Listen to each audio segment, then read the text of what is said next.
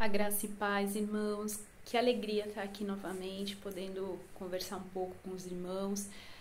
Eu desejo que a graça e a paz do nosso Senhor e Salvador Jesus Cristo seja presente no seu lar, na sua casa, na sua saúde, nas suas finanças, no seu ministério. Que o Senhor seja com você, onde quer que você esteja nesse momento.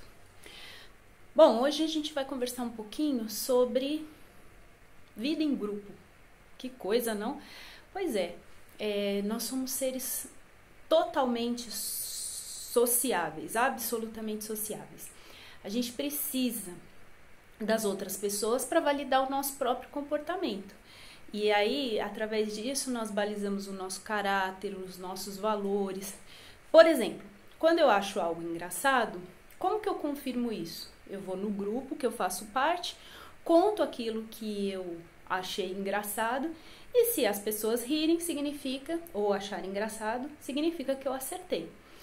Quando eu estou inserido, dentro de um grupo, até o sotaque, dependendo, às vezes quem tem um sotaque nordestino, um sotaque carioca, um sotaque, sulista, dependendo, eu termino adquirindo, conforme eu vou convivendo com essa pessoa.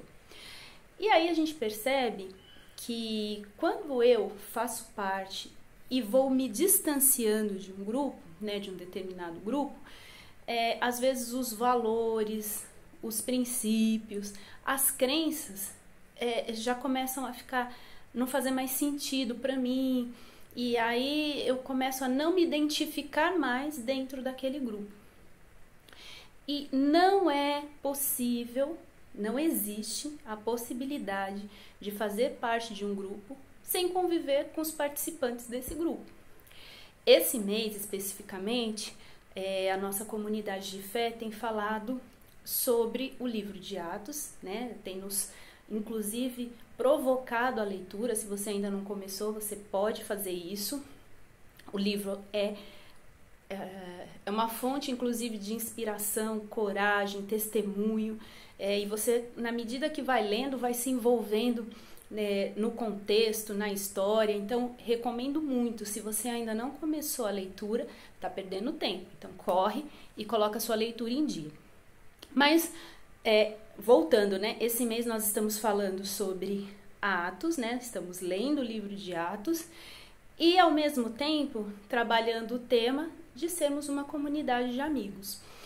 Quando eu olho os cristãos da igreja primitiva, o que tornava essa igreja tão diferente? O que fazia dela ser tão singular, tão única?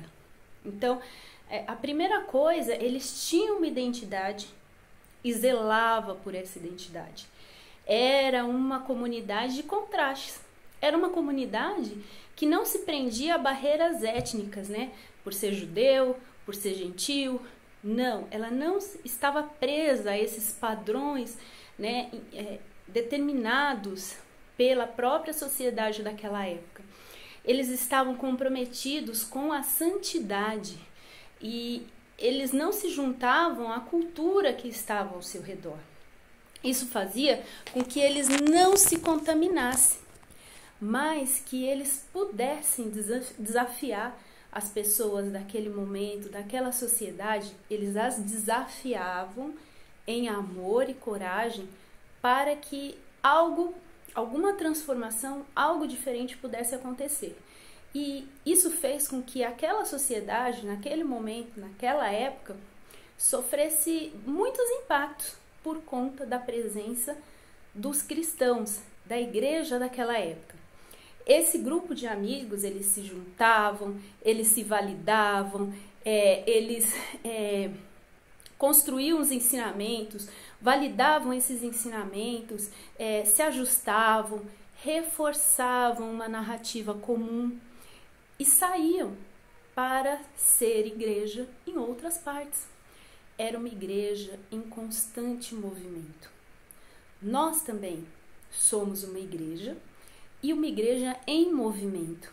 É uma igreja que não está restrita a um espaço físico, mas é uma igreja que precisa estar junto, com os seus participantes.